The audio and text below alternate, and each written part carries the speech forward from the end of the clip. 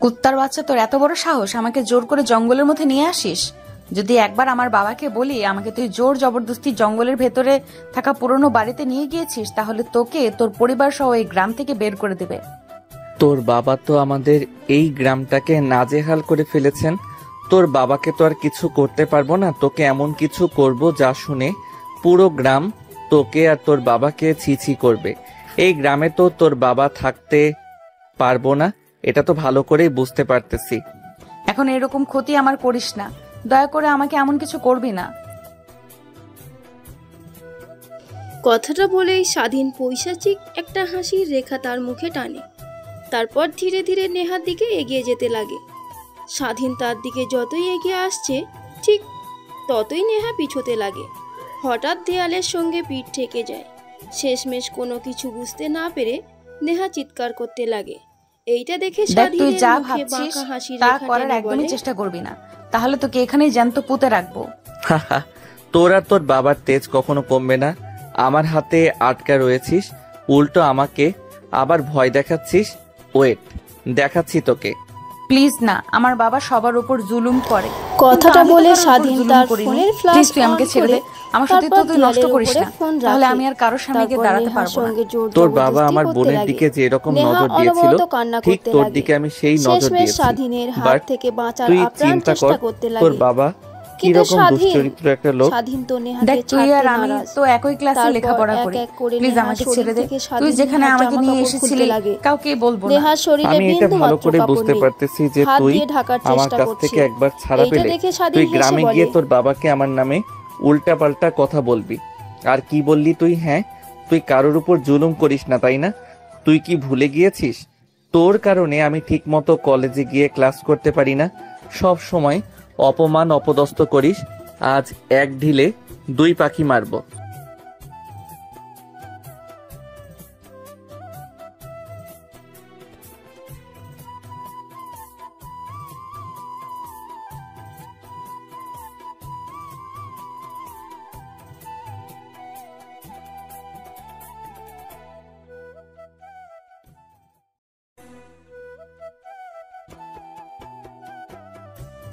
এত রাতে এখানে কেউ আসবে না।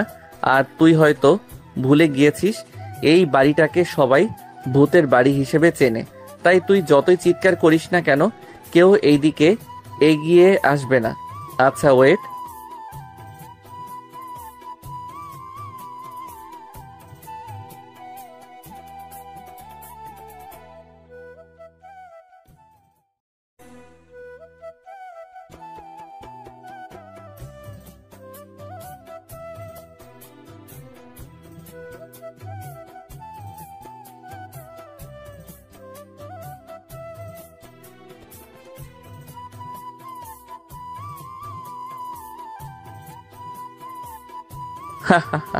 তোর বাবার এত তেজ এত দেমাগ সব কোথায় গেল? এখন পালা দেখি আমার কাছ থেকে। তোকে তো আজকে। প্লিজ আমাকে ছেড়ে দে, বিশ্বাস কর, আমার মাথা ছুঁয়ে বলছি, আমাকে ছেড়ে দে। আমি কারোর কাছে গিয়ে তোর নামে নালিশ করব না, প্লিজ। আমি তো বোনের বয়সের, তোর থেকে সিনিয়র। তাহলে কুত্তার বাচ্চা, তোর বাবা কিভাবে আমার বোনের দিকে নজর দেয়? যার বয়স তার মেয়ের মতো তোর বাবা কি এখনো ভালো হবে না? শুনেছি তো যুবক বয়সে গ্রামে তার জন্য থাকা দুষ্কর হয়েছে। তোর বাবার এখন বুড়ো হয়ে গেছে, এক পা কবরে, তাও এখনো তোর বাবার চরিত্র ঠিক হলো না তোর বাবা, তাই তোকে রেপ উচিত শিক্ষা দেব। কথাটা বলেই স্বাধীন তার শরীর থেকে শার্ট খুলতে লাগে। তারপর নেহাকে জোর জবরদস্তি করতে লাগে। অনবরত নেহাকে কিস করছে স্বাধীন, কিন্তু নেহার কোনো রেসপন্স নেই। হঠাৎ স্বাধীনের ঠোঁটে কামড় বসিয়ে দেয় নেহা। এইটা দেখে স্বাধীন রেগে গিয়ে নেহাকে ঠাস ঠাস করে দুটো থাপ্পড় লাগিয়ে দেয়। তারপর নেহার রসঙ্গে হারিয়ে যায় এক অবৈধ সম্পর্কে। প্রায় 1 ঘন্টার পর নিঝুম পরিত্যক্ত একটা বাড়িতে মাঝে মাঝে ঝিঝি পোকার ডাক শোনা যাচ্ছে। এমতো অবস্থায় ঘরের ভিতরে সুংসাং নীরবতা, শুধুমাত্র 2টা দেহের শ্বাস প্রশ্বাস শোনা যাচ্ছে। নেহা স্বাধীনের কাছ থেকে ছাড়া পেয়েই তার পোশাক পরিধান করে ঘরের এক কোনায় গিয়ে গুটিসুটি মেরে কান্না করতে লাগে। ঠিক তখনই বাইরে থেকে মানুষ নেহার শব্দ শুনতে পায়। স্বাধীন এইটা দেখে অনেকটা ভয় পেয়ে যায়, তড়িঘড়ি করে পোশাক পরিধান করে নেয়। ফোনটা হাতে নিয়ে ফ্ল্যাশ লাইট অফ করে রুম থেকে বের হতে যাবে, ঠিক তখনই স্বাধীনের বুকে কেউ একজন সজোরে বাঁশ দিয়ে আঘাত করে। স্বাধীন মাটিতে লুটিয়ে পড়ে। সামনের দিকে তাকিয়ে দেখে অনেক লোক, হাতে টর্চ লাইট, প্রত্যেকের হাতে বাঁশ। স্বাধীনকে আর নেহাকে একই ঘরে দেখতে পেয়ে আর নেহাকে কান্না করতে দেখে তারা বুঝে যায় কি হয়েছে। এইটা দেখে স্বাধীনের কাছে এসে একটা লোক বলতে লাগে, ছি বাবা, তোমাকে তো অনেক ভালো ভেবেছিলাম, শেষমেশ তুমি কিনা এরকম একটা কাজ করতে পারলে। পুরো গ্রামে তোমার সুনাম রয়েছে, কেউ তোমাকে এখনো দুর্নাম করেনি, আর শেষমেশ তুমি কিনা এমন একটা কাজ করলে। লোকটার কথা শেষ হতে না হতেই পাশ থেকে কিছু ছেলেপেলে এসে স্বাধীনকে লাঠি দিয়ে আঘাত করতে লাগে। স্বাধীনের মাথা ফেটে রক্ত বের হতে লাগে, শরীরের অনেকটা অংশ কেটে গিয়ে রক্ত বের হচ্ছে।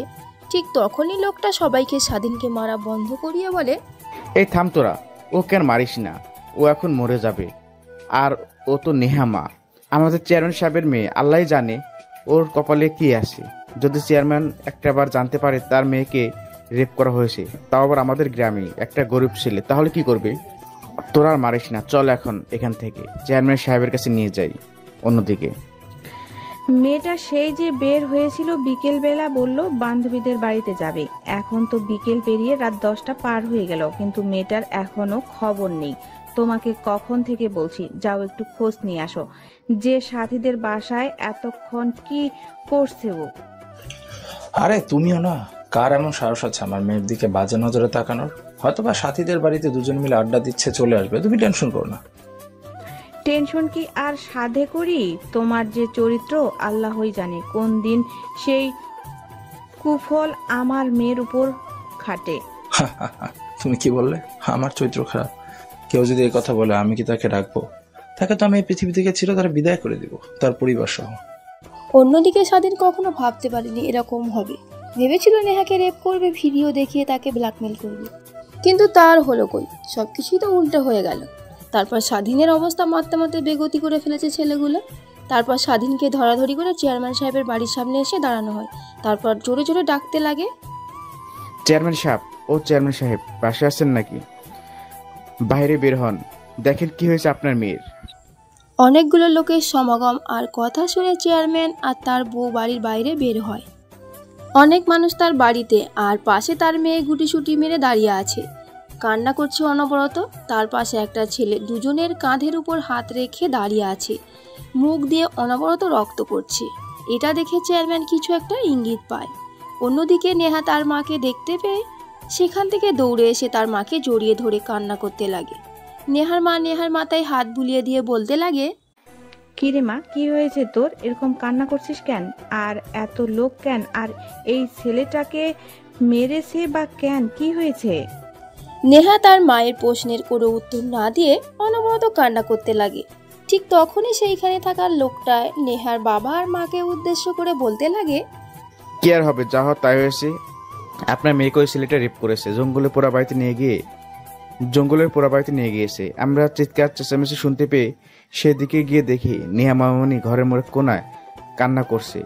সেখানে এদেরকে দেখতে পাই, বুঝতে পারি এইসব হয়েছে, তাই ধরে নিয়ে এসেছি। লোকটার কথা শুনে নেহার বাবা রাগে অষ্টম পর্যায়ে পৌঁছে যায়। রেগে দৌড়ে এসে স্বাধীনের কলার চেপে ধরে মারতে লাগে। মারতে মারতে মাটিতে ফেলে দিয়ে পা দিয়ে মারতে লাগে। অন্যদিকে নেহার চাচা তাদের বাড়ির পাশেই হঠাৎ বাড়িতে চেঁচামেচির শব্দ শুনতে পেয়ে সে আসে। দেখতে পায় নেহার বাবা একটা ছেলেকে মারধর করছে। নেহার চাচা গ্রামের অনেক ভালো একটা লোক বলে সবাই জানে। নেহার বাবাকে সবাই যে খারাপ জানে, ঠিক তার উল্টো তার চাচা দৌড়ে এসে নেহার বাবাকে থামিয়ে দিয়ে বলে, কি হয়েছে তোর? এরকম ভাবে ছেলেটাকে মারছিস কেন? দেখছিস না ওর মুখ দিয়ে রক্ত বের হচ্ছে? ছেলেটা তো মরে যাবে। আচ্ছা, এখন কি হয়েছে সেটা আগে বল।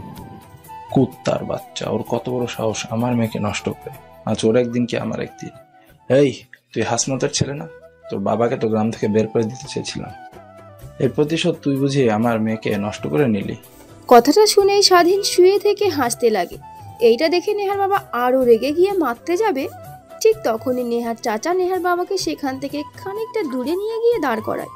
তারপর নেহার বাবাকে উদ্দেশ্য করে বলতে লাগে, দেখ, উল্টাপাল্টা কিছু করিস না। তোর তো সামনে আবার নির্বাচন, এটা মাথায় রাখিস।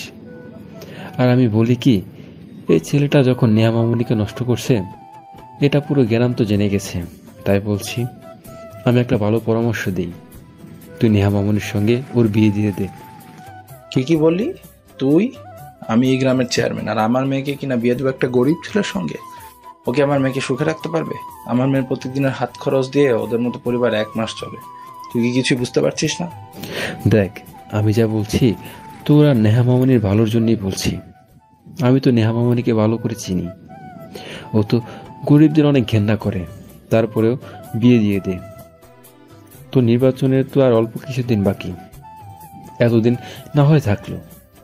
নির্বাচন শেষ হলে তখন আবার এই ছেলে আর ওর পরিবারকে গ্রাম থেকে তাড়িয়ে দিলেই হবে। এখন যদি নেহা মামুনিকে এই ছেলেটার সঙ্গে বিয়ে না দিস, তাহলে আশেপাশের গ্রামে তোর বদনাম আর তোর মেয়ের বদনাম ছড়িয়ে পড়বে। এতে আর কেউ বিয়ে করতে চাইবে না। অসম্ভব, একদমই অসম্ভব। আমার মেয়েকে ওর সঙ্গে একদমই বিয়ে দেবো না। তুই যা খুশি তাই বল, আগে ওকে মারবো, তারপর ওর পরিবারকে। তারপর তার চাচা নেহার বাবাকে বোঝাতে লাগে। নেহার বাবা বুঝতে পেরে স্বাধীনের সঙ্গে নেহার বিয়ে দিতে রাজি হয়ে যায়। কিছুক্ষণের মধ্যেই পুরো গ্রাম জানাজানি হয়ে যায়। মুহূর্তের মধ্যেই চেয়ারম্যান বাড়ি ভর্তি হয়ে যায় মানুষজন দেখে। তারপর নেহার চাচা স্বাধীনকে সেখান থেকে তুলে তাদের বাসায় নিয়ে যায়। তুমি স্বাধীন না? তুমি তো অনেক ভালো ছেলে, তোমার কাছ থেকে এরকমটা আশা করিনি। পুরো গ্রামের মানুষ তো তোমাকে অনেক ভালো নামে চেনে, আর তুমি কিনা শেষমেশ। জানেন স্যার, চেয়ারম্যান আমার বোনকে 1 রাতের জন্য চেয়েছিল। এই কথাটা শুনে তার ভাই কিভাবে ভালো থাকতে পারে বলেন? চেয়ারম্যানের ঘরে তো একটা মেয়ে আছে আমার বোনের বয়সী, আবার আমার বোনের দিকে নজর দেয়, বলে যে আমার বোনকে সে 1 রাতের জন্য চাই। এটা শুনে বাবা চেয়ারম্যানকে অনেক কথা শুনিয়ে দেয়, সকলের সামনে থাপ্পড় পর্যন্ত মারে। তাই রেগে গিয়ে চেয়ারম্যান আমায় বাবাকে বলে যে আগামী 7 দিনের মধ্যে যেন আমরা এই গ্রাম থেকে চলে যাই, না হলে আমাদেরকে এই গ্রাম থেকে সে যেইভাবেই পারুক বের করেই ছাড়বে। বুঝতে পারছি বাবা, তুমি আমাকে এসে বলতে আমি এর একটা সিদ্ধান্ত নিতাম। তুমি এরকম কাজ করলে এতে তোমার পরিবার, তোমার বাবা মার মান সম্মান কোথায় গেল? একবারও ভাবলে না তুমি? নেহার চাচার প্রশ্নের উত্তরে স্বাধীন কি বলবে কিছুই বুঝতে পারে না। তারপর নেহার চাচা স্বাধীনকে বলে, যাও গিয়ে ফ্রেশ হয়ে নাও, শরীরের যেখানে যেখানে রক্ত লেগে আছে গিয়ে পরিষ্কার করে আসো। তারপর স্বাধীন ওয়াশরুমে যায়, মুখে থাকা রক্ত পরিষ্কার করতে লাগে। হাত পায়ে অনেক জায়গায় কেটে গিয়েছে। পানি লাগার সঙ্গে সঙ্গে জ্বালা করতে লাগে। এই জ্বালার কাছে তার বোনকে চেয়ারম্যানের উপদেশের কথা শুনে স্বাধীনের মনে যে জ্বালাটা এসেছিল তা এই জ্বালার কাছে তুচ্ছ। প্রায় 5 মিনিট পর স্বাধীন ওয়াশরুম থেকে বের হয়। বের হয়ে দেখে নেহার চাচা একটা প্যাকেট হাতে নিয়ে দাঁড়িয়ে আছে। ওয়াশরুমের বাইরে স্বাধীনকে দেখতে পেয়ে নেহার চাচা স্বাধীনের দিকে প্যাকেটটা এগিয়ে দিয়ে বলে, যাও বাবা, ওইখানে কিছু জামা কাপড় আছে, এইগুলা পরে আসো ওই রুম থেকে। কেন স্যার? আর এই প্যাকেটগুলোর ভিতরে কি আছে? সেটা না হয় তুমি গিয়ে প্যাকেটটা খুললেই দেখো। তারপর স্বাধীন রুমে গিয়ে দরজা লাগিয়ে প্যাকেটটা খুলে দেখে একটা পায়জামা শেরবানি। এইটা দেখে স্বাধীন রীতিমতো অবাক হয়ে যায়। কিছু না বলে স্বাধীন সেইগুলো পরে রুমের বাইরে আসে। অন্যদিকে নেহাকে তার মা রুমে নিয়ে যায়, ভালোভাবে সাজিয়ে গুছিয়ে বাইরে নিয়ে আসে, একটা চেয়ারে বসিয়ে দেয়। নেহা এসব দেখে অবাক হয়ে যায়, কিন্তু কিছুই বলে না। অন্যদিকে স্বাধীনকে নিয়ে এসে নেহার পাশে একটা চেয়ারে বসিয়ে দেয়। একটু পর কাজী সাহেব চলে আসে, এক এক করে বিয়ের সব কিছু ফর্মালিটি পূরণ করতে লাগে। অন্যদিকে নেহা আর স্বাধীন তো রীতিমতো অবাক হয়ে যায়, কি হচ্ছে এইসব, কিন্তু কিছুই বলার সাহস নেই তাদের। এতগুলো মানুষের সামনে নেহাকে যখন কবুল বলতে বলা হয় তখন নেহা বলতেই চায় না। একটু পর কিছু একটা চিন্তা করে কবুল বলে দেয়। যখন স্বাধীনের পালা আসে স্বাধীন বলে না। নেহার চাচা এসে কানের কাছে কিছু একটা বললেই স্বাধীন তারপর কবুল বলে দেয়। তারপর মোনাজাত ধরে গ্রামবাসী সবাই সেখান থেকে চলে যায়।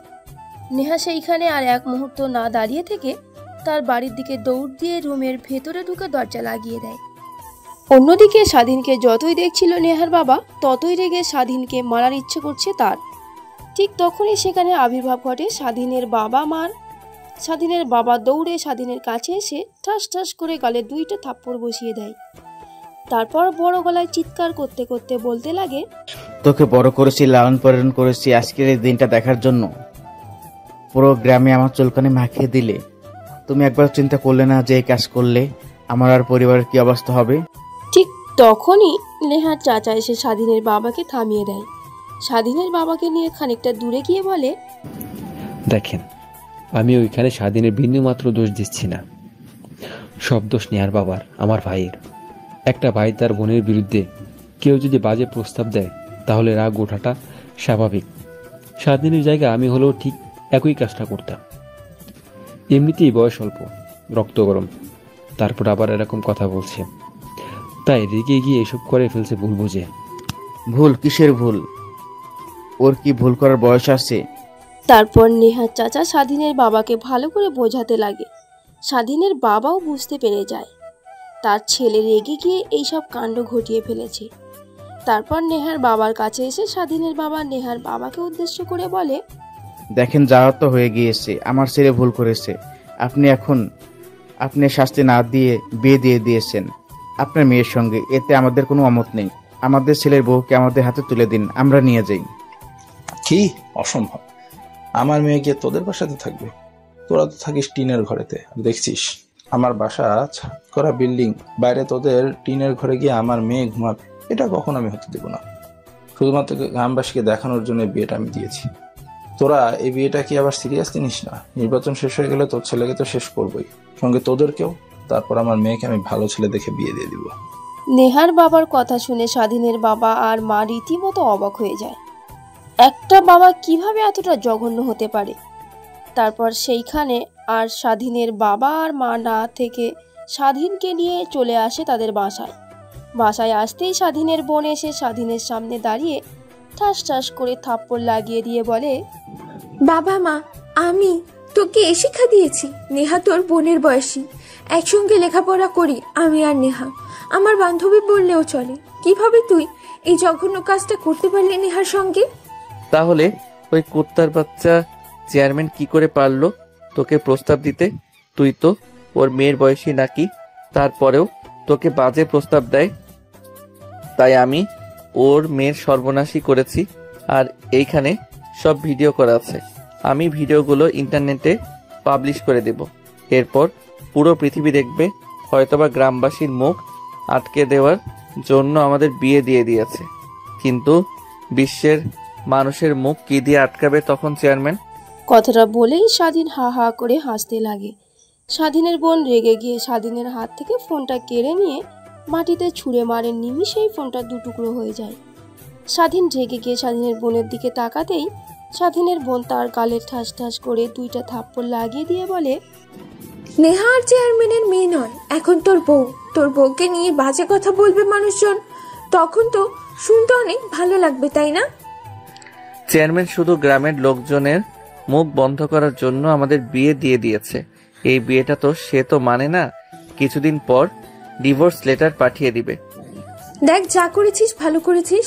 এই বিষয় নিয়ে আর তোর সঙ্গে একটা কথাও বলতে চাই না। আর খবরদার, যদি এইসব ভিডিও ইন্টারনেটে দেখি তাহলে আমি নিজের জীবন নিজে দিয়ে দেব। আমার জন্য যেটা এত কিছু, তাহলে আমি না থাকলে তো ভালো, তাই না? স্বাধীন তার বোনের এরকম কথা শুনে অনেকটা বাকরুদ্ধ হয়ে যায়। তারপর স্বাধীন তার বোনকে জড়িয়ে ধরে বলতে লাগে। তারপর স্বাধীনের বোন স্বাধীনকে ছাড়িয়ে দিয়ে তার রুমে গিয়ে দরজা লাগিয়ে দেয়। স্বাধীন পেছন ফিরে তার মা বাবার দিকে তাকাতেই স্বাধীনের মা বাবাও তাদের রুমে চলে যায়। স্বাধীন তার রুমে গিয়ে দরজা লাগিয়ে দিয়ে শেরবানি পায়জামা খুলে নতুন পোশাক পরিধান করে খাটের উপর গা এলিয়ে দিয়ে ভাবতে লাগে, প্লিজ আপু, তুই আমাকে ক্ষমা করে দে। ছি, তুই এরকম কাজটা কি করে করতে পারলি নেহা? তো তোর বোনের মতো রাগের বশে কি উল্টাপাল্টা করে ফেললি তুই? না, আর কিছু ভাবতে পারতেছি না। কথাটা ভেবেই স্বাধীন এপাশ ওপাশ ফিরতে লাগে, কিন্তু তার কোনো ঘুম দু চোখে ধরে না। শেষ রাতের সময় স্বাধীন ঘুমিয়ে যায়। পরের দিন সকালবেলা স্বাধীনের ঘুম ভাঙতেই মিটমিট করে তাকায়। তার পুরো শরীর ব্যথা। কালকে রাতে অনেক মেরেছে ওই লোকগুলো। কোনো মতে শোয়া থেকে উঠে বাইরে গিয়ে ফ্রেশ হয়ে নেয়। তারপর রুমে এসে বসে ফোন টিপছিল। অন্যদিন এই সময় স্বাধীনের মা এসে ডাকে খাবার খাওয়ার জন্য, কিন্তু আজকে তা পুরোটাই ভিন্ন। অনেক বেলা অবধি রুমে বসে থাকে, কিন্তু খাবার কথা কেউ বলে না। তাই স্বাধীন রুমের মধ্যে আর না বসে থেকে বাইরে আসে। তার মা কাজ করছে। স্বাধীন তার মায়ের কাছে গিয়ে বলতে লাগে, মা, অনেক ক্ষুধা লেগেছে, সময় তো আর কম হয়নি, কিছু খেতে দাও। কিন্তু স্বাধীনের মা তার উত্তরে কোনো জবাবই দেয় না, বরং স্বাধীনের সঙ্গে কোনো কথাও বলে না। এটা দেখে স্বাধীন অনেকটাই কষ্ট পায়। খাবার টেবিলে গিয়ে খাবার বেড়ে নিজে নিজেই খেতে লাগে। এই ভেবে বেশ কিছুদিন পার হয়ে যায়। বাইরে গেলে অনেকে অনেক কথা বলে স্বাধীনকে, বন্ধুদের সঙ্গেও তেমন একটা মিশতে পারে না। তাই ঘরবন্দি হয়ে থাকে প্রায় 7 দিন। 7 দিন পর স্বাধীন ঘুম থেকে উঠে এখনও তার মা বাবা স্বাধীনের সঙ্গে তেমন একটা কথা বলে না। তারপর খাবার খেয়ে কলেজে চলে যায়। কলেজে বন্ধুদের কাছে গিয়ে আড্ডা দিতে লাগে স্বাধীন। ঠিক তখনই পাশ দিয়ে নেহা হেঁটে যায়। স্বাধীন নেহার দিকে এক পলক তাকায়, তারপর দৃষ্টি সরিয়ে তার বন্ধুর সঙ্গে আড্ডা দিতে লাগে। ঠিক তখনই স্বাধীনের একটা বন্ধু হাসতে হাসতে স্বাধীনকে উদ্দেশ্য করে বলে, আচ্ছা, বুঝলাম না, চেয়ারম্যানের একমাত্র মেয়ে নেহা কখনো তার গায়ে ফুলের টোকাও দেয়নি, আর সেইখানে তুই কিনা নেহাকে উল্টাপাল্টা কাজ করেছিস, আর তোকে ছেড়ে দিল, উল্টো তোর সাথে বিয়েও দিয়ে দিল। ভাবতেও কেমন জানি অবাক হচ্ছে রে, বিশ্বাস করতে পারছি না। আরে ভাই বাদ দে না, নেহার বাবা তো আর কম কারণে আমার সঙ্গে নেহাকে বিয়ে দিয়ে দেয়নি। সামনে তার নির্বাচন, আর নেহা আমার সঙ্গে থাকে না, ও ওর বাসাতেই থাকে, আমি আমার বাসায় থাকি। বোধহয় নির্বাচন শেষ হলে আমাদের উপরে ঝড় যাবে। নির্বাচনের জন্য নেহার বাবা অপেক্ষায় রয়েছে শুধু। অন্যদিকে নেহা ক্লাসরুমে গিয়ে নিরিবিলি স্থানে গিয়ে বসে থাকে, যেখানে যেই মেয়েটা পুরো কলেজটাকে দাপিয়ে বেড়াতো, এখন তাকে ইনোসেন্ট দেখে অনেকেই অবাক হয়ে যায়। অন্যদিকে নেহার বান্ধবীরা নেহার সঙ্গে কথা বলতে আসলে নেহা তাদেরকে অ্যাবাউট করে। ঠিক তখনই সেখানে আবির্ভাব ঘটে স্বাধীনের বোনের। নেহার পাশে বসে নেহাকে উদ্দেশ্য করে বলে, সরি রে। হঠাৎ কারো কণ্ঠ শুনে নেহা পাশ ফিরে তাকায়, দেখে স্বাধীনের বোন। তারপর নেহা স্বাধীনের বোনকে জড়িয়ে ধরে কান্না করতে লাগে আর বলতে লাগে, তুই সরি বলছিস কেন আমাকে? সরি বলা উচিত তো আমার।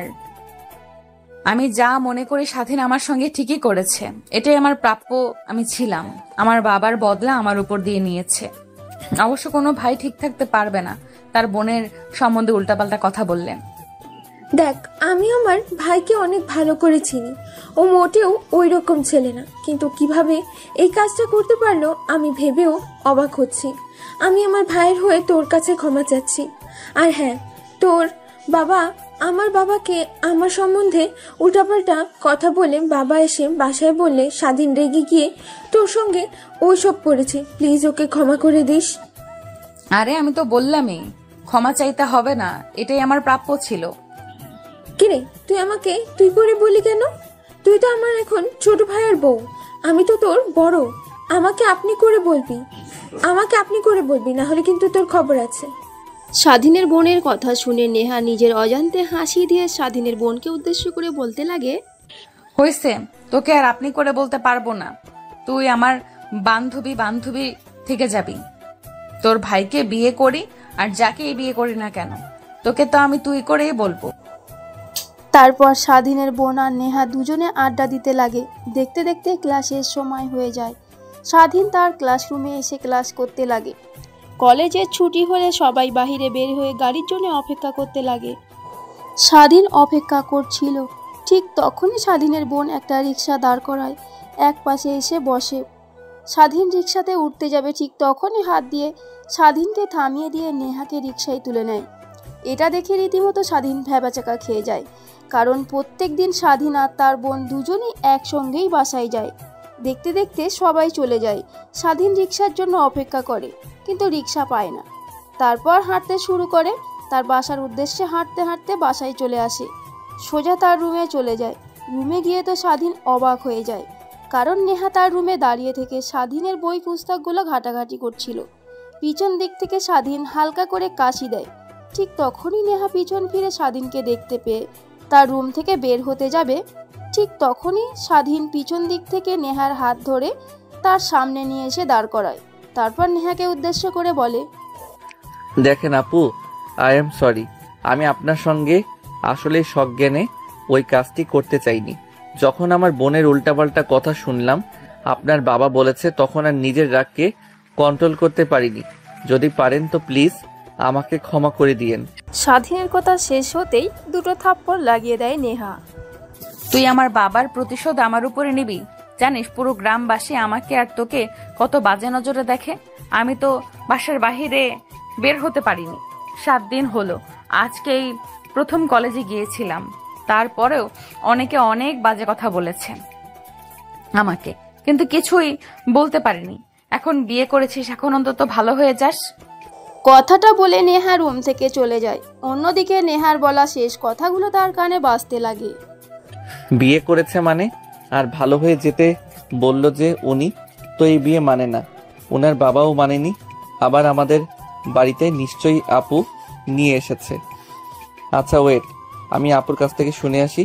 না না না, এখন আর যাওয়া যাবে না। নেহা বাড়ি থেকে গেলে তারপর আপুর কাছে গিয়ে জিজ্ঞেস করব।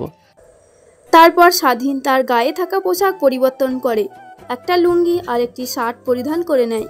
বাহিরে এসে দেখে তার মা, নেহা আর স্বাধীনের বোন তিনজনে বসে কি যেন কথোপকথন করছে। স্বাধীনের অনেক ক্ষুধা পায়, তাই তার মাকে উদ্দেশ্য করে বলে, মা অনেক ক্ষুধা লেগেছে আমার, প্লিজ কিছু খেতে দাও। সেই সকালে খেয়েছি, পেটের ভিতরে ইঁদুর দৌড়াচ্ছে। আমি পারবো না, তুই নিয়ে খা। আমি আমার বৌমার সঙ্গে কথা বলছি, এখন আর তোকে খাবার দিতে পারবো না আমি। স্বাধীন তো রীতিমতো অবাক হয়ে যায়। তার মায়ের বলা কথাগুলো শুনে বৌমার সঙ্গে আড্ডা দিচ্ছি, যেইখানে স্বয়ং চেয়ারম্যান সাহেব তার মেয়ের বিয়ে মানে না, এই বিয়েটা না মানে তাহলে এইসব কি? এইসব চিন্তা করতে করতে স্বাধীন খাবার শেষ করে নেয়। তারপর স্বাধীন তার রুমে গিয়ে ফোন টিপতে লাগে। ঠিক তখনই তার বন্ধু ফোন করে। স্বাধীন, তুই কোথায় আছিস? জলদি মাঠে চলে আয়। পাশের গ্রাম থেকে ছেলেরা ফুটবল খেলতে চলে এসেছে আমাদের গ্রামের সঙ্গে। তোকে ছাড়া আমরা তো ফুটবল খেলা অচল, তাই আয় জলদি, তাড়াতাড়ি আয়। ওকে, আসতেছি। স্বাধীন ফোনটা কেটে দিয়ে মাঠের উদ্দেশ্যে রওনা হয় ফুটবল খেলার জন্য। মাঠে গিয়ে ফুটবল খেলতে লাগে। খেলতে খেলতে অনেকটা সময় পার হয়ে যায়। হঠাৎ স্বাধীনের কাছে এসে তার বন্ধু বলতে লাগে, স্বাধীন, ওই দেখ ভাবি এসেছে, দাঁড়িয়ে থেকে তোর খেলা দেখছে। মানে কি বলছিস তুই? ভাবি? কিসের ভাবি? কার ভাবি? চেয়ারম্যানের মেয়ে নেহা। ওই দেখ, নেহা দাঁড়িয়ে আছে, তোর বোনের সঙ্গে তোর দিকে দেখ তাকিয়ে আছে। তারপর স্বাধীন রাস্তার দিকে তাকায়, দেখতে পায় নেহা আর তার বোন সেইখানে দাঁড়িয়ে আছে। সেই দিকে এক পলক তাকিয়ে পুনরায় খেলাতে মনোযোগ দেয়। খেলা শেষ হলে রাস্তার দিকে তাকিয়ে দেখে নেহা আর তার বোন নেই, হয়তোবা চলে গেছে। স্বাধীন পিছন ফিরে তার বাসার দিকে আসতে যাবে, ঠিক তখনই তার বন্ধু বলতে লাগে, ও, তোকে তো বলতেই ভুলে গেছি, খেলাটা কিন্তু বাজিতে খেলেছিলাম, ছাগল বাজি ছিল। যেহেতু আমরা জিতে গেছি, তাই রাতে চলে আসিস, পিকনিক হবে, অনেক মজা হবে। শালা আগে বলিসনি কেন? তাহলে আমি ফুটবল ম্যাচ খেলতামই না। তোদেরকে না কতবার করে বলেছি এই বাজি টাজি খেলবি না, আর আমাকে তো নিবি না তার মধ্যে। আরে আমি তো ভালো করে জানি তুই খেলবি না, তার কারণেই তোকে সত্যি কথা বলিনি। সরি, মাফ করে দে, এবারের মতো সরি। তারপর স্বাধীন সেইখানে আর না থেকে সোজা তার বাসায় চলে যায়। গোসল করে পড়তে লাগে। পড়তে পড়তে অনেকটা সময় পার হয়ে যায়। তারপর রুমের বাইরে এসে খাবার খাবার জন্য দেখতে পায় তার মা, বাবা, বোন সবাই মেঝেতে পাটি পেতে বসে খাবার খাচ্ছে, কিন্তু তাকে কেউ ডাক দিল না। স্বাধীনের অনেকটা খারাপ লাগে। সেই দিকে তাকিয়ে তাদের সামনে দিয়ে চলে যায় বাসার বাইরে, কিন্তু কেউ কিছুই বলে না। স্বাধীন তার বন্ধুদের সঙ্গে নিয়ে আনন্দ করতে লাগে বক্সে গান ছেড়ে দিয়ে। ঠিক তখনই তারপর তার ফোনে ভাইব্রেশন হতে লাগে। দেখে একটা রং নাম্বার।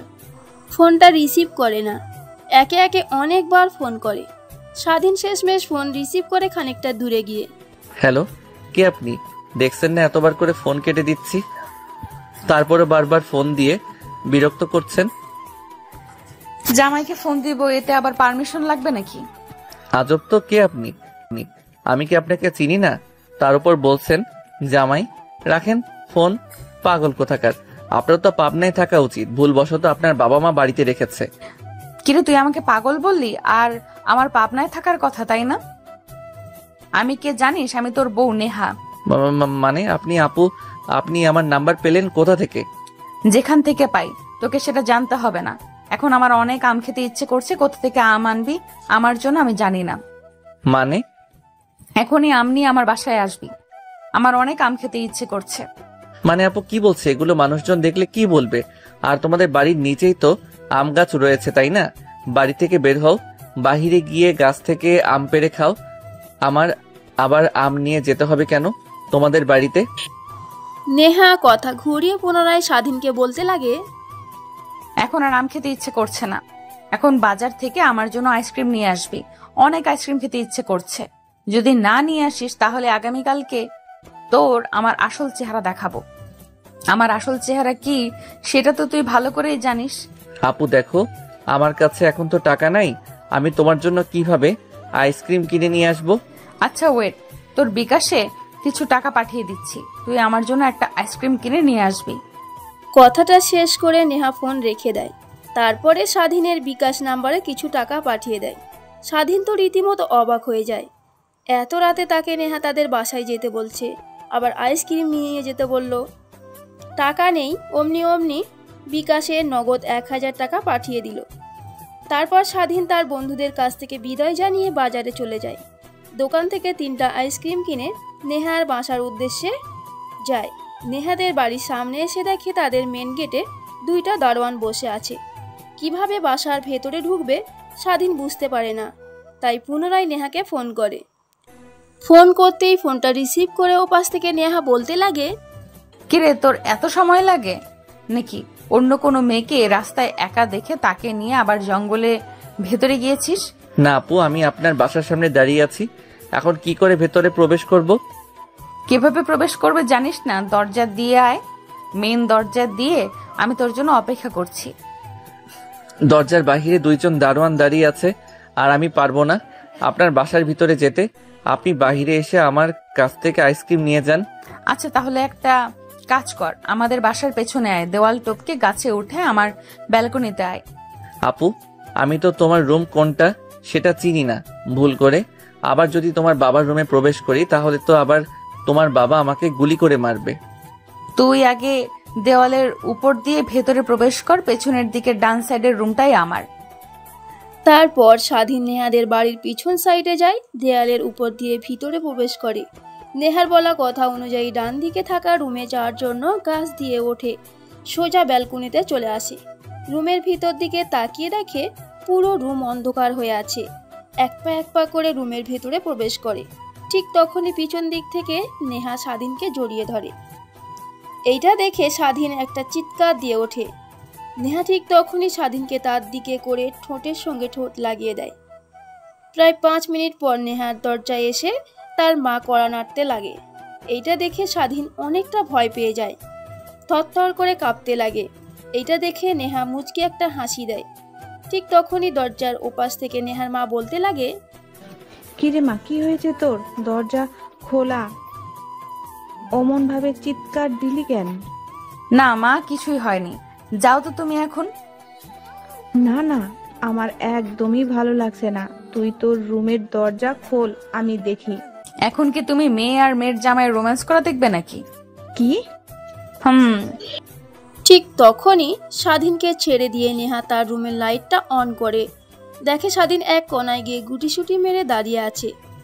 এইটা দেখে নেহা হা হা করে হাসতে লাগে।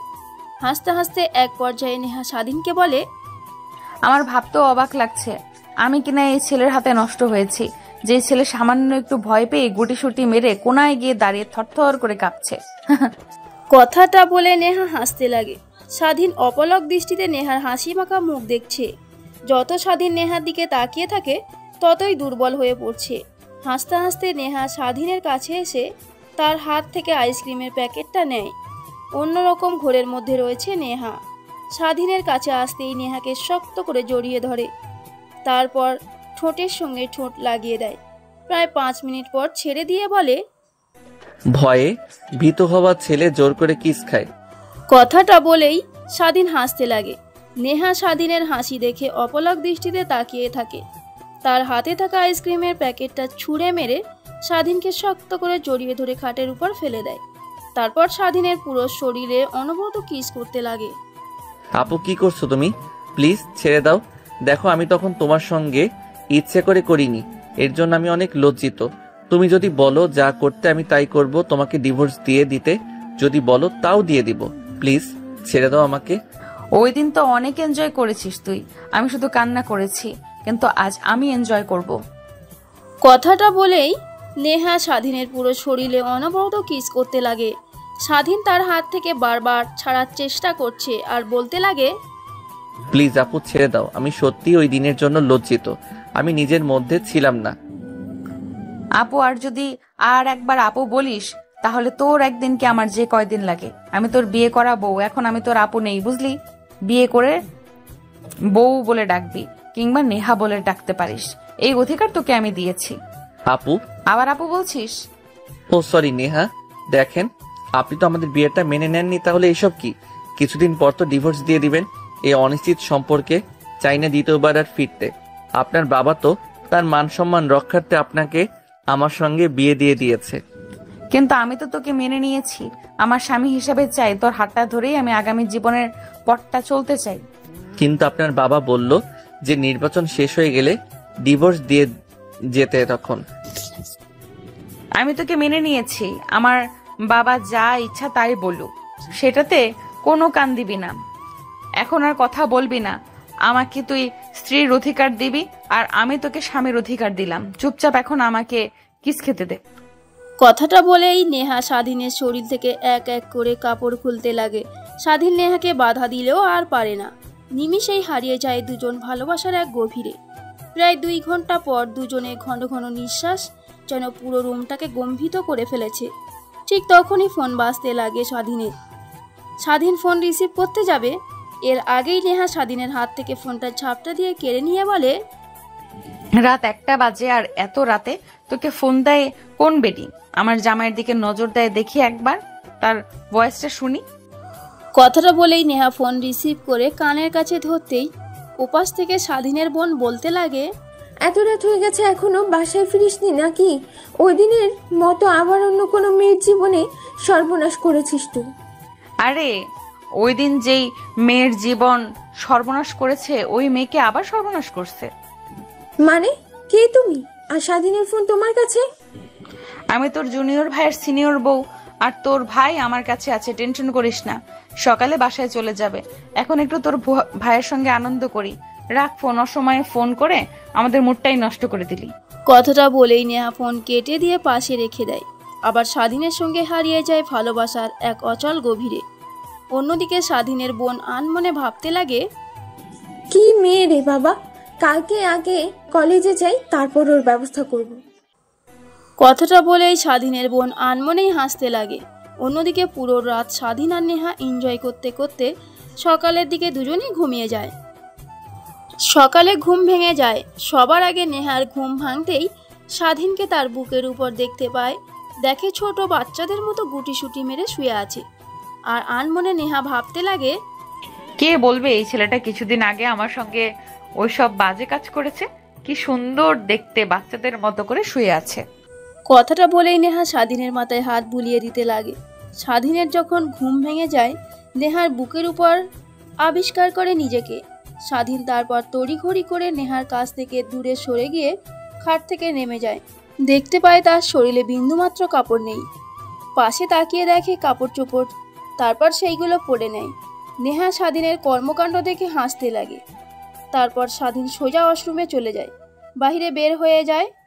তারপর নেহাও চলে যায় গোসল করতে। বাহিরে বের হয়ে দেখে স্বাধীন তার খাটের উপর বসে ফোন চাপছে। নেহা ড্রেসিং টেবিলের সামনে গিয়ে চুলগুলো হেয়ার ড্রয়িং করতে লাগে। স্বাধীন নেহার দিকে তাকাতেই তার চোখ আটকে যায়।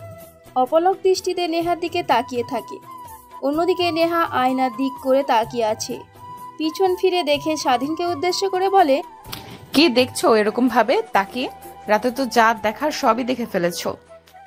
এতটুকু তো একটা ছেলে, আমার স্বামী, ভাবতেও কেমন জানি অবাক লাগছে। এখন রাখেন সেই সব কথা, বাসায় যাব কি করে এই চিন্তা করেন। বাসার সবাই অনেক চিন্তাতে আছেন নিশ্চয়ই। আরে না, তখন তোর বোন ফোন করেছিল, আমি সবকিছু বলে দিয়েছি। তোর মা বাবাকে নিশ্চয়ই বলে দিয়েছে সাথী। কি আপুকে সব বলেছেন? আপু যদি মা বাবাকে বলে দেয় তাহলে আমার তো খবর আছে। আমি নিজেই চলি বাবা মার টাকা দিয়ে, সেই ছেলে কিনা বিয়ে করে বউয়ের সঙ্গে রাত কাটাই। এইটা জানলে তো অনেক রেগে যাবে। আমার মা বাবা তো আপনাকে মেনেই নেয়নি। কে বললো মানেনি? শাশুড়ি মা তো মেনে নিয়েছে। এখন শুধু তোর বাবাকে পটানোর পালা। কিছুদিন পর দেখবে তোর বাবাও পটে গেছে, তারপর সুখে শান্তিতে দুজনে সংসার করব। কিন্তু আমি তো আপনাকে আমার স্ত্রী হিসেবে মানি নাই। যেভাবেই হোক বিয়েটা আমার অমতই হয়েছে, যা হবার ভুল বোঝাবুঝিতে হয়েছে। তারপর আপনি কেন আমার সঙ্গে রাতে এসব করলেন? আর কিছুদিন গেলেই তো আমি আপনাকে ডিভোর্স দিয়ে দিব। এসবের কোনো মানে নেই। আর হ্যাঁ, একটা পিল খেয়ে নেন। চাই না এই অনিশ্চিত সম্পর্কের মধ্যে তৃতীয় ব্যক্তির আবির্ভাব ঘটুক। স্বাধীনের কথা শুনে নেহার চোখ দিয়ে অজান্তেই পানি বের হতে লাগে। অন্যদিকে স্বাধীন কথাটা বলে রুমের মধ্যে আর না দাঁড়িয়ে থেকে সোজা ব্যালকনিতে গিয়ে গাছ দিয়ে নিচে নেমে দেয়ালের উপর দিয়ে বাহিরে গিয়ে সোজা বাসার উদ্দেশ্যে রওনা হয়। অন্যদিকে নেহা ড্রেসিং টেবিলের সামনে চুলে হাত দিয়ে আনমনেই ভাবছিল, কি বললো স্বাধীন আমাকে মেনে নেবে না? এই নষ্ট দেহকে ভোগ করবে, ও নষ্ট করেছে, ওকেই ভোগ করতে হবে। ও বোধহয় ভুলে গেছে আমি চেয়ারম্যানের মেয়ে। আমার বাবার কাছে যা চেয়েছি তাই পেয়েছি। এইটা লাস্ট বার আমি আমার বাবার কাছে তোকে চাইবো, দেখি না দিয়ে কোথায় যায়। আর তোকে তো আমি আমার মায়ায় ফেলেই ছাড়বো। কথাটা আনমনেই ভাবছিল নেহা। ঠিক তখনই তার দরজার কড়া নাড়ার শব্দ আসে। নেহা গিয়ে দরজা খুলে দেখে তার মা দাঁড়িয়ে আছে। তারপর নেহার মা বলতে লাগে, কি রে মা, তুই রুমের মধ্যে একা, রাতে না বললি স্বাধীন বাবা এসেছে, তো কোথায় দেখতে পারছি না তো? বাবার ভয়ে পালিয়ে গেছে, যদি ধরতে পারে তাহলে তো ওর অবস্থা খারাপ করবে। এটা ভেবে ব্যালকনিতে যে গাছটা আছে না, ওইটা দিয়ে নেমে চলে গেছে। শোন মা, একটা কথা বলি, তোর বাবা কেমন এটা তো তুই ভালো করেই জানিস। তোর বাবা নিজের স্বার্থের জন্য যে কোনো কিছু করতে পারে।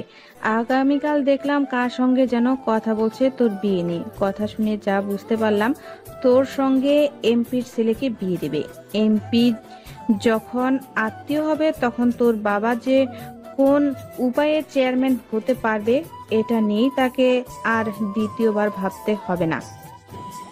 কিন্তু মা, আমি তো স্বাধীনকে ভালোবেসে ফেলেছি, ওর সঙ্গে আমার বিয়ে হয়ে গেছে, তাহলে দ্বিতীয়বার বিয়ের কথা উঠছে যে?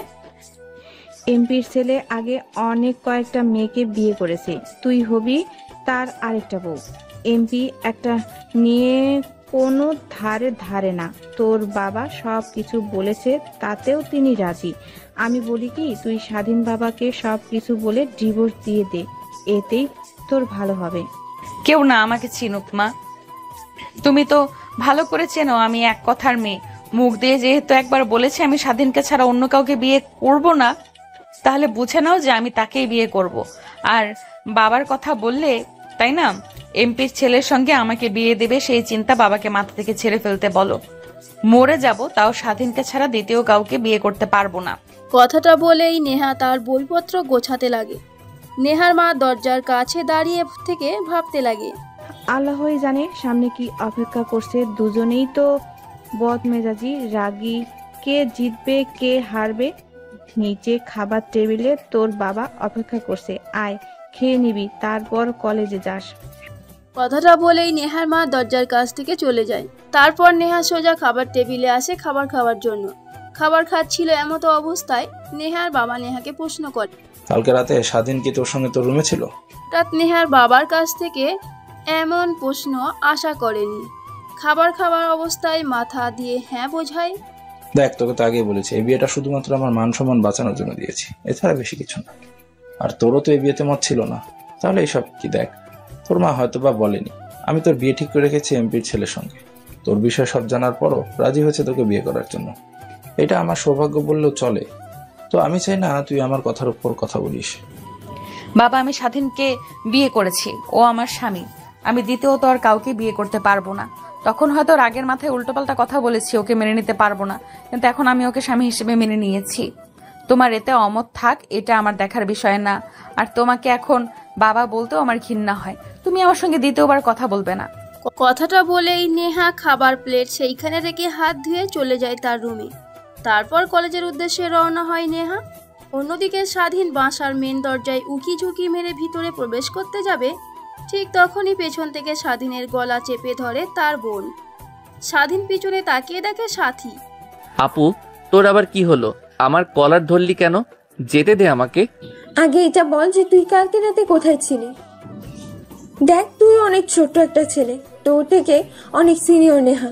আগে কলেজে যাই, তারপর ওর ব্যবস্থা করছি। কিন্তু তোর কথা যদি বাবা মাকে বলি যে তুই নেহার সঙ্গে ছিলি কালকে রাত ভোর, তাহলে কি হবে তোর একবারও ভেবেছিস? তোকে এই বাড়ি থেকে বের করে দেবে। আমি বলি কি, তুই একদমই নেহার কাছাকাছি যাবি না। কিছুদিন গেলে ওকে ডিভোর্স দিয়ে দিস, আর তোকে এই গ্রামেও থাকতে হবে না, তোকে শহরে পাঠিয়ে দিব। স্বাধীন অনবরত তার বোনের কথাগুলো শুনতে লাগে। কিছু কথা ভালো লাগলেও আবার অনেক কথা খারাপ লাগে। তারপর সোজা তার রুমে চলে যায়, জামা কাপড় নিয়ে গোসল করতে চলে যায়। গোসল করে রুমে এসে খাবার দাবার না খেয়ে কলেজের উদ্দেশ্যে বেরিয়ে পড়ে স্বাধীন। কলেজ গেট দিয়ে ভিতরে প্রবেশ করতে যাবে, ঠিক তখনই পাশ থেকে নেহা স্বাধীনকে ডাক দিয়ে বলে, চলো আজকে আর ক্লাস করতে হবে না, অনেক ক্ষুধা পেয়েছে। বাবার সঙ্গে রাগারাগি করেছি তাই কিছু খাইনি, চলো রেস্টুরেন্টে যাই। তোকে দেখেও তো মনে হচ্ছে না কিছু খেয়েছিস। না আপু, সরি। নেহা, আমার ইম্পর্টেন্ট ক্লাস আছে, আমি যেতে পারবো না, আপনি যান। আর হ্যাঁ, আপু বলেছে আপনার কাছ থেকে দূরে দূরে থাকার জন্য, তো আমি চাই না আপনার সঙ্গে থাকতে। যদি আপু দেখতে পারে তাহলে বাবা মাকে বলে দেবে যে আমি আপনার সঙ্গে আগামীকাল রাতে রয়েছিলাম। তখন বাবা মা আমাকে খারাপ ভাববে আর অনেক মারবে। হায়রে কপাল, এইটুকু ছেলের হাতে নষ্ট হয়েছি। যে ছেলে নিজের স্ত্রীর সঙ্গে রাতে থাকবে, সেইটা আবার যদি মা বাবা জানতে পারে তাহলে তাকে মারবে। এই কথা ভেবে কিনা আমার কাছ থেকে দূরে দূরে থাকবে। আর কে বলেছে বললি সাথী? ওকে একবার দেখি, তারপর ওর একদিন কে আমার একদিন। আমার জামাইয়ের কাছ থেকে আমাকে দূরে রাখতে চাই? দেখেন আপু, একদমই আজে বাজে কথা বলবেন না। আমার আপু অনেক ভালো, আর সে যা বলেছে ভালোই বলেছে। কথাটা বলেই স্বাধীন নেহার সামনে থেকে তার ক্লাসরুমের উদ্দেশ্যে চলে যায়। অন্যদিকে নেহা রেগে ফুঁসে এককার। যদি সাথীকে সে পায় তাহলে ওকে একদম মেরে তক্তা বানিয়ে ফেলবে। কথাগুলো ভাবছিল আর রেগে ফুঁসছিল নেহা। ঠিক তখনই স্বাধীনের বোন কলেজে প্রবেশ করে। এইটা দেখে নেহা দৌড় দেয় তাকে ধরার জন্য। নেহাকে আসতে দেখে স্বাধীনের বোন দৌড় লাগায়। দৌড়াতে দৌড়াতে বটগাছের নিচে গিয়ে দাঁড়ায় স্বাধীনের বোন। তারপর নেহা গিয়ে সাথীর চুল টেনে ধরে বলতে লাগে, সাত চুন্নি, তুই তোর ভাইকে কি বলেছিস আমার কাছ থেকে দূরে দূরে থাকার জন্য? আমি ওর স্ত্রী, আমার কাছ থেকে দূরে দূরে থাকতে যাবে কেন? দেখ, আমি তোর বড়, আমার চুল ধরছিস, তোর শরম করছে না? ছাড়। দেখ কলেজে সবাই তাকিয়ে তাকিয়ে দেখছে, তখন আবার উল্টাপুল্টা কিছু ভাববে। যা ভাবার তাই ভাবুক। আগে বল, তুই স্বাধীনকে আমার কাছ থেকে দূরে দূরে থাকতে বলেছিস কেন? দেখ, আমি চাই না আমার ভাইয়ের ক্যারিয়ারটা নষ্ট হোক। তুই ওকে বিয়ে করেছিস, স্বামী হিসেবে মেনে নিয়েছিস, ঠিক আছে, কিন্তু ওর বয়সটা একবার দেখ, অনেক ছোট। এই বয়সে ওর লেখাপড়া আর ক্যারিয়ারের দিকে ফোকাস দেওয়া উচিত। তো আমি চাই না তোর উপরে স্বামীর অধিকার খাটাক আর তোকে নিয়ে সারাক্ষণ চিন্তা করুক। ও সুন্দর একটা ভবিষ্যৎ পড়ে আছে, তাই বলেছি তোর কাছ থেকে দূরে দূরে থাকার জন্য। আচ্ছা ঠিক আছে, কিন্তু সত্যি করে একটা কথা বলবো তোকে, তোর ভাইকে আমার অনেক আগে থেকেই পছন্দ। প্রথম যখন তোর সঙ্গে দেখি কলেজ গেট দিয়ে কলেজের ভেতরে প্রবেশ করছে, তখন থেকেই, তবে কখনো বলতে পারিনি তোর ভাইকে কতটা ভালোবাসি। যদি তুই উল্টাপাল্টা কিছু ভাবিস, সেই কারণেই তো তোর ভাইকে এত কেয়ার করতাম। যখন মেয়েদের সঙ্গে কথা বলতো তখন ওকে শাস্তি দিতাম, মাঝে মাঝে তোর কাছ থেকে ফোন নিতাম তোর ভাইয়ের নাম্বারটা নেওয়ার জন্য, কিন্তু তোর ফোনে সেভ করাই ছিল না। অনেক চেষ্টা করার পরও নিতে পারি নাই। তার মানে তুই আমার ভাইকে অনেক আগে থেকেই পছন্দ করিস, কিন্তু কখনো বলিসনি? এই তো, আচ্ছা ঠিক আছে, যদি আমার ভাই তোকে ভালোবাসে তাহলে তোদের সম্পর্কের মধ্যে আমি দেওয়াল হয়ে দাঁড়াবো না। উল্টো যেভাবেই হোক আমি আমার বাবা মাকে রাজি করিয়ে তোকে আমার বাড়িতে আমার ভাইয়ের বউ করেই নিয়ে আসবো। ঠিক আছে, তাহলে তোর ভাইকে ভয় দেখানো যাবে না আমার কাছে আসা কিংবা না আসা নিয়ে, ঠিক আছে? বুঝতে পারছি কুর্তি, এখন তো অন্তত থাম। আর তোকে কিন্তু এর জন্য পস্তাতে হবে। সকলের সামনে আমার চুল ধরেছিলি। একবার আগে আমার বাসায় বউ করে নিয়ে যাই আমার ভাইয়ের, তারপর তোকে দিয়ে আমার জামা কাপড় থেকে শুরু করে সবকিছু দেওয়াবো, মনে রাখিস কথাটা। আমার বয়েই গেছে তোর জামা কাপড় ধোয়ার জন্য, দেখিস উল্টো তোর বাসায় গিয়ে পায়ের উপর পা তুলে খাবো আর তোকে দিয়ে আমার সবকিছু পরিষ্কার করাবো। তারপর স্বাধীনের বোন আর নেহা দুজনই মিলে দুষ্টামি ফাজলামি করতে লাগে। অবশ্য স্বাধীনের বোন আর নেহা ছোট থেকেই অনেক ভালো বান্ধবী। মাঝে মাঝে নেহার বাবা যখন স্বাধীনের বোনকে দেখতো তার মেয়ের সঙ্গে সে থেকে স্বাধীনের বোনের দিকে কুদৃষ্টিতে তাকাতো। নেহার বাবা স্বাধীনের বাবার কাছে তার মেয়ের সম্বন্ধে কুপ্রস্তাব দিয়ে ফেলে। তারপর স্বাধীনের বাবা গিয়ে বাসায় রাগে ফুঁসতে লাগে। সবাই যখন জিজ্ঞেস করে কি হয়েছে, তখন স্বাধীনের বাবা সবকিছু ঠিক করে বলে দেয়। এইটা শুনে স্বাধীন অনেক রেগে যায়। তখনই বাসা থেকে বের হয়, রাস্তা দিয়ে চেয়ারম্যানের বাড়ির দিকে যেতে লাগে। ঠিক তখনই রাস্তাতে দেখা হয় নেহার সঙ্গে। তারপর নেহাকে দেখতে পেয়ে স্বাধীনের মাথায় উল্টাপাল্টা চিন্তা আসে। তারপর নেহাকে নিয়ে জঙ্গলে চলে যায়। তারপর কি হলো তো সবই তো জানেন। এখন বর্তমান স্বাধীন ক্লাসরুমে বসে থেকে বন্ধুদের সঙ্গে আড্ডা দিচ্ছিল। ঠিক তখনই ক্লাসে উপস্থিত হয় স্যার। এক এক করে স্বাধীন প্রত্যেকটা স্যারের ক্লাস করতে লাগে। কলেজ ছুটি হওয়ার পর কলেজ গেটের সামনে দাঁড়িয়ে থাকে গাড়ির জন্যে। ঠিক তখনই নেহার গাড়ি এসে দাঁড়ায় স্বাধীনের সামনে। গাড়ির গ্লাস নামিয়ে নেহা হালকা মুখ বের করে স্বাধীনকে উদ্দেশ্য করে বলে, গাড়িতে উঠে বস, তোর সঙ্গে কিছু জরুরি কথা আছে। না, যদি আপু দেখতে পায় আপনার গাড়ি করে কোথাও যাচ্ছি, তাহলে বাবা মার কাছে গিয়ে সব বলে দেবে যে আমি আপনার সঙ্গে রাতে আপনার বাসায় থেকেছি। না আপনি যান, আপনার সঙ্গে আমার কোনো জরুরি কথা নেই। দেখ, ভালোই বলছি, গাড়িতে উঠে বস, না হলে তোর কিন্তু খবর আছে। স্বাধীন নেহার ধমক খেয়ে চুপসে যায়। তারপর গাড়ির দরজা খুলে ভেতরে প্রবেশ করে। নেহা গাড়ি চালিয়ে একটা নিরিবিলি স্থানে গিয়ে গাড়িটা দাঁড় করায়। গাড়ি দাঁড় করাতে স্বাধীন নেহার দিকে প্রশ্নসূচক দৃষ্টিতে তাকায়। এটা দেখে নেহা স্বাধীনকে একটা চোখের ইশারা দিয়ে চুপ থাকতে বলে। তারপর গাড়ির গ্লাস উঠিয়ে গাড়ি স্টার্ট বন্ধ করে স্বাধীনের দিকে এগিয়ে যেতে লাগে। নেহা স্বাধীনকে তার দিকে এগিয়ে আসতে দেখে আমতা আমতা করে বলতে লাগে, আপু, ও সরি নেহা, প্লিজ আমার দিকে এইভাবে এগিয়ে আসবেন না। আপনার মতো আমার একদমই ঠিক লাগছে না। প্লিজ ছেড়ে দেন, আমাকে যেতে দেন, বাসার সামনে নামিয়ে দেন। তোকে তো যেতে দেওয়ার জন্য আর জোর করে গাড়ির ভেতর প্রবেশ করায়নি। আজ গাড়ির ভেতর এনজয় করব, শুনেছি নাকি অনেক মজা হয়। কথাটা বলেই নেহা দুষ্টমির একটা হাসি দেয়। অন্যদিকে স্বাধীন ভয়ে গা ঘামতে থাকে। গাড়ির ভেতরে এসি চলছে, তারপরেও গা ঘামছে। ঠিক তখনই দরজা খোলার চেষ্টা করে, কিন্তু দরজা লক করে দিয়েছে নেহা। স্বাধীনকে দরজা খোলার চেষ্টা করতে দেখে নেহা হাসতে লাগে আর বলতে লাগে, অযথা চেষ্টা করে কোনো লাভ নেই, দরজা খুলবো না। এর থেকে আমি যা করি তুই তাই কর। প্লিজ আপু, আমাকে যেতে দাও, তোমার পায়ে পড়ছি। তোকে যেতে দেবো, কিন্তু একটা শর্তে। যদি শর্তে রাজি হস তাহলে তোকে কিছুই করব না। তোর বাসার সামনে তোকে নামিয়ে দিয়ে আমি চলে যাব। আচ্ছা আপু, ও সরি নেহা, আপনি যা বলবেন সেই শর্তে রাজি আছি আমি। প্রথমত তোর বোন যা বলেছে সে কথা অনুযায়ী চলা যাবে না। আমি যা বলবো সেই কথা অনুযায়ী চলবে, না হলে তোর নামে আমি আবার আরেকটা দুর্নাম বের করব। তখন দেখবি তোর বাবা মা তোকে এমনিতেই আর বাড়িতে রাখবে না। আর দ্বিতীয়ত হলো, তোর ফোন নাম্বারটা দে, আমি যখন ফোন করব যা করতে বলবো তাই করবি। না আপু, আমি তোমার এই শর্তে রাজি হতে পারছি না। আপুর কথা না মানলে আপু তো মা বাবার কাছে গিয়ে বলবে, তখন তো তারা আবার আমাকে অনেক মারবে।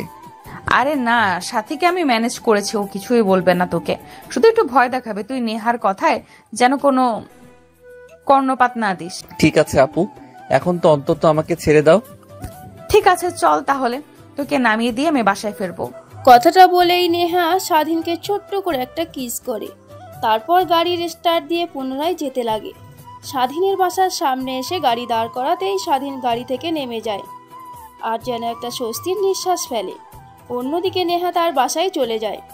স্বাধীন বাড়ির ভেতর প্রবেশ করতেই দেখে তার মা বোন রাগী দৃষ্টিতে তার দিকে তাকিয়ে আছে। এইটা দেখে স্বাধীন রীতিমতো ভয় পেয়ে যায়, ভয়ে ঢোক গিলতে লাগে। তারপর গুটি গুটি পায়ে যেই তার রুমের দিকে যাবে, ঠিক তখনই সাথী কঠোর গলায় বলতে লাগে, কই ছিলি এতক্ষণ? মানে কি বলছো এসব আপু? বলছি কই ছিলি এতক্ষণ তুই? কলেজ তো ছুটি হচ্ছে প্রায় 1 ঘন্টা হবে। শুনলাম তুই নাকি নেহার সঙ্গে তার গাড়িতে করে কই যেন গেছিস। তোকে না বলেছি নেহার আশেপাশে আর ঘেসবি না, তারপরেও আমার কথা অমান্য করে তুই নেহার সঙ্গে একই গাড়িতে ঘোরাফেরা করছিস।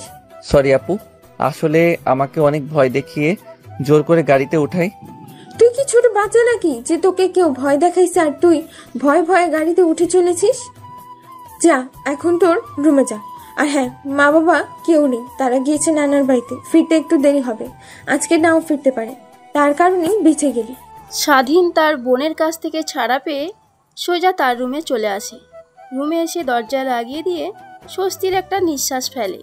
তারপর পোশাক পরিবর্তন করে খাটে গা এলিয়ে দিতে ঘুমিয়ে পড়ে। ঘুম ভেঙে যায় বিকালের দিকে ফোনের শব্দে।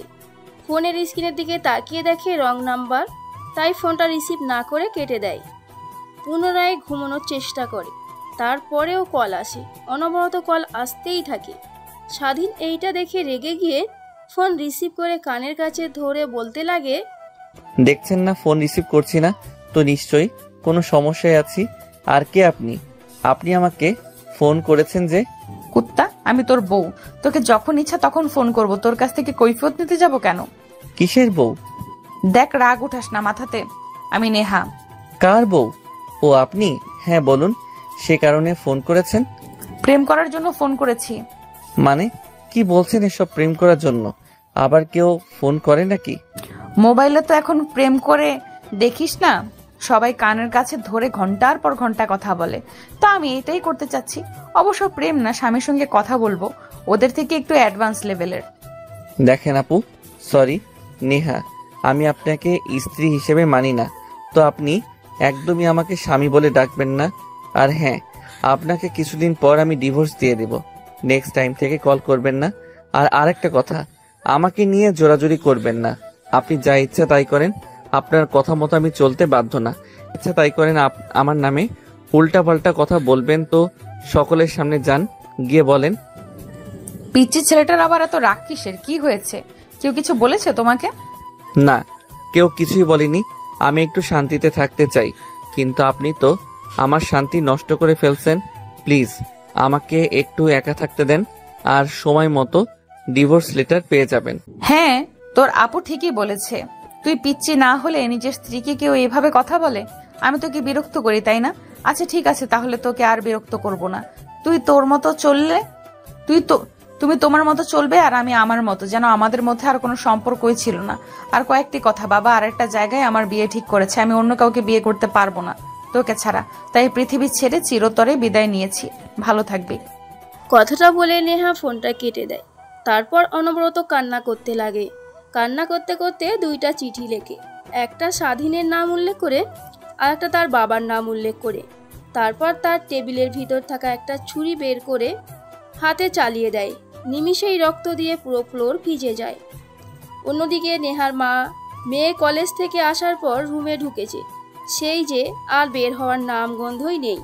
নেহাকে তার রুমে ডাকার জন্য যায় তার মা, দেখে রুম লাগানো, অনবরত দরজা নক করতেই থাকে, তারপরও দরজা খোলে না। শেষমেশ কোনো উপায় না পেয়ে নেহার বাবার কাছে চলে যায়। কান্না করতে করতে বলে, দেখোস না একটু হেনার কি হয়েছে? সে যে কলেজ থেকে সে রুমে ঢুকেছে আর দরজা খুলছে না, এত করে দরজায় কড়া নাড়ছি, কিন্তু এই পাশ থেকে কোনো সারা শব্দ পাচ্ছি না, আমার তো কিছুই ভালো লাগছে না। কথাটা শুনে নেহার বাবা তড়িঘড়ি করে নেহার দরজার সামনে আসে, কড়া নাড়তে লাগে, কিন্তু নেহার দরজা খোলে না। এইটা দেখে নেহার বাবাও ভয় পেয়ে যায়। তারপর স্টোর রুম থেকে একটা শাবল নিয়ে আসে, এসে দরজা ভাঙতে লাগে। দরজা ভেঙে দেখে রুমে নেহা পড়ে আছে, তার হাত দিয়ে রক্ত বের হচ্ছে। দৌড়ে গিয়ে নেহার বাবা নেহাকে জড়িয়ে ধরে কান্না করতে লাগে আর বলতে লাগে, মা কি হয়েছে তোর? প্লিজ কথা বল আমার সঙ্গে। দেখ, তোর তাকে ইচ্ছে বিয়ে করবি, আমার কোনো মতামত নেই। কিন্তু নেহার কোনো সাড়া শব্দ নেই। তারপর তড়িঘড়ি করে নেহাকে হাসপাতালে নিয়ে যায়। নিমিষেই পুরো গ্রাম জেনে যায় কথাটা। নেহা সুসাইড করেছে হাত কেটে। স্বাধীন আর তার বোনের কানেও কথাটা গিয়ে পৌঁছায়। তারপর স্বাধীনের বোন নিজেকে অনেক ধিক্কার দিতে লাগে। শেষমেশ স্বাধীনকে নিয়ে হাসপাতালে চলে আসে নেহার কাছে। অন্যদিকে হাসপাতালে নিয়ে আসলেই ডাক্তার নেহাকে দেখে ব্যান্ডেজ করে দেয়। নেহার মা আর বাবা দুজনেই নেহার কেবিনে বসে আছে আর অঝরে কান্না করছে। তাদের একমাত্র মেয়ে, আর সে কিনা তাদেরকে ছেড়ে চলে যেতে চাচ্ছে, এইটা ভাবছিল। ঠিক তখনই নেহার জ্ঞান ফিরে আসে। নেহার মা গিয়ে নেহাকে উদ্দেশ্য করে বলে, মা তুই একটা বার আমাদের কথা ভাবলি না? তুই ছাড়া আমাদের আর কেউ নেই। তুই এই কাজটা কে করে করতে পারলি? আমি তো সব কিছু মেনে নিয়েছি, তোর বাবাকে সব কিছু মেনে নেওয়ার জন্য ম্যানেজ করছি। কিন্তু কি আর হবে, যাকে আপন করতে চাই সে তো রাজি না। কথাটা শেষ হতে নেহার বাবা এসে নেহার পাশে চেয়ার টেনে বসে বলতে লাগে, ঠিক আছে মা, তোর স্বাধীনকে পছন্দ তাই তো? তোদের বিয়ে হয়েছে, আমি বিয়েটা মেনে নিয়েছি। তুই সুখে থাকলে আমিও সুখী। তুমি এনাকে আমার কেবিন থেকে বের হয়ে যেতে বলো। আমি এনার মতো লোককে দেখতে চাই না। আমার চোখের সামনে যে কিনা নিজের মেয়ের বয়সী মেয়েকে আমার বলতেও লজ্জা হচ্ছে। নেহার কথাটা শেষ হতেই নেহার বাবা নেহার হাত চেপে ধরে বলতে লাগে, প্লিজ মা, আমাকে ক্ষমা করে দে। কথাটা শেষ হতে না হতেই কেবিনের দরজা খুলে ভেতরে প্রবেশ করে স্বাধীন আর তার বোন সাথী।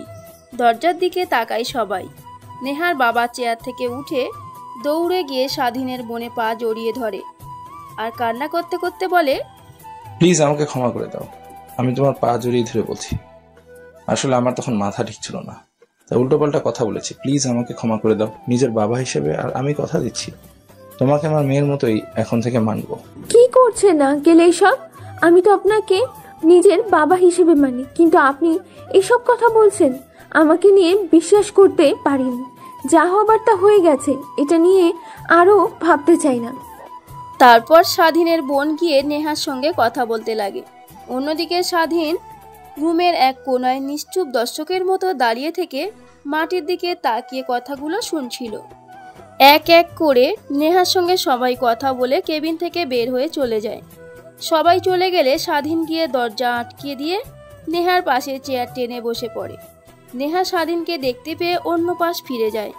ঠিক তখনই স্বাধীন বলতে লাগে, আমি ভালো করে জানি আমার কথা শুনেই তুমি সুইসাইড করতে গিয়েছো। প্লিজ আমাকে ক্ষমা করে দাও। দেখো, এই যে কানে ধরছি, এই যে উঠবস করছি। তারপর বাচ্চাদের মতো আচরণ করতে লাগে। নেহা এইটা দেখে ফিক করে হেসে ফেলে। নেহার হাসি দেখে স্বাধীনও হেসে ফেলে। তারপর নেহার দিকে বসে নেহাকে শক্ত করে জড়িয়ে ধরে। এইটা দেখে নেহা বলে, কি করছো? প্লিজ ছাড়ো, কেউ আসবে। কেউ আসবে না, দরজা লাগিয়ে দিয়েছি। কথাটা বলেই স্বাধীন তারপর নেহার ঠোঁটের সঙ্গে নিজের ঠোঁট লাগিয়ে দেয়। প্রায় 5 মিনিট পর দুজনকে ছেড়ে দিয়ে হাঁপাতে লাগে। এইভাবে আরেকটি সুন্দর ভালোবাসার সম্পর্ক গড়ে ওঠে। ধন্যবাদ সবাইকে সম্পূর্ণ গল্পটা শোনার জন্য।